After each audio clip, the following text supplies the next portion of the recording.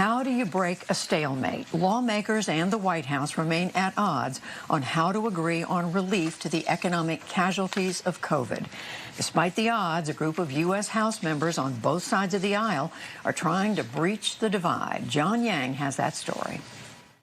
Judy, the group of 25 House Democrats and 25 House Republicans calls itself the Problem Solvers Caucus. Its new plan has a $1.5 trillion price tag.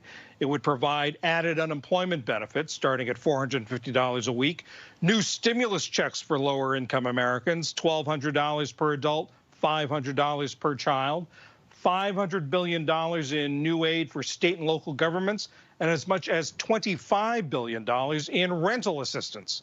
The two co-chairs of the Problem Solvers Caucus are Representative Josh Gottheimer, a Democrat of New Jersey, and Republican Tom Reed of New York. They join us from Capitol Hill, as you can see, appropriately distanced for the pandemic. Mr. Gottheimer, I'd like to start with you. The leaders of the Democratic caucus were less than enthusiastic about this, your proposal. The 8 chairmen issued a statement saying that it was not enough to save lives, not enough to boost the economy, and they said that in certain areas it was even a step backward.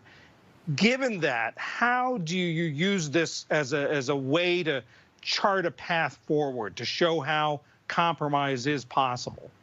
Well, obviously, I have a deep respect for our chairs and their priorities, which is why all of them are actually in our package, from state and local support to up to $600 a week for unemployment to $1,200 direct checks. You know, what we focused on when we came together as Democrats and Republicans was how do we get over the humps that have kept us stuck for the last 4 months without giving any relief to the American people and to small businesses. You know, you could talk about something, we voted on something 4 months ago, but how do we actually get parties back to the table to get things done instead of just fighting with each other? And that's really been our objective here. We got Democrats and Republicans together and put a framework together of actually bipartisan agreement. And to me, doing something is much better than doing nothing. Mr. Reed, I do want to ask you, what are you hearing from the White House? What are you hearing from your Republican colleagues in the other chamber, in the Senate? Well, I will tell you, I mean, if you look at what the White House has said, Mark Meadows, what the press secretary said today, they highlighted our Problem Solvers Caucus work as a great step in the right direction, that they are willing to go in the room. Just as the speaker said, we're staying here in D.C. till we get a deal done. Those are all positive statements that we initiated a thaw in this gridlock. From my perspective, we did what we wanted to do, and that was to show that Congress should and can still do its job. Mr. Reed, your co-chair talked about getting over the hurdles, getting over some of the bumps in the road that have blocked an agreement.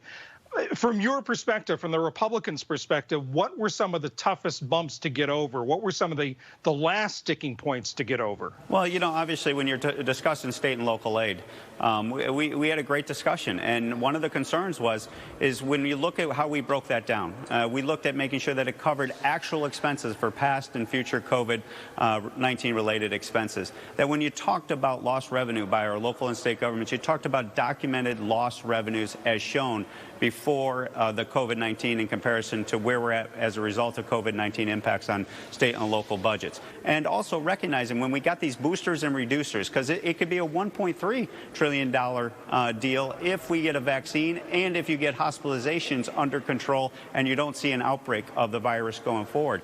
That got a lot of people going. Now we're basing it not on politics, but based on conditions in reality, based on what is truly needed by the American people, not what's needed for political purposes. And Mr. Gottheimer, from the Democrats' point of view, what were some of the priorities that the Democrats in the caucus had to compromise on? What were some of the tough gives from the Democratic side?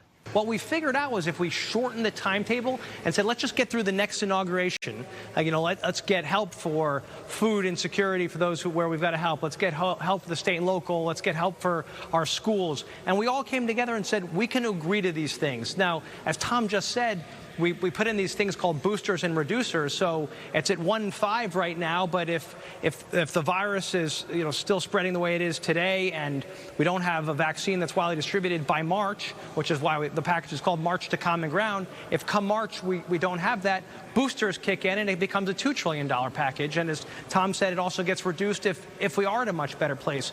And that's where we started to really come together and said, we can meet our priorities. Let's stop fighting over the top line number, which everyone keeps talking about.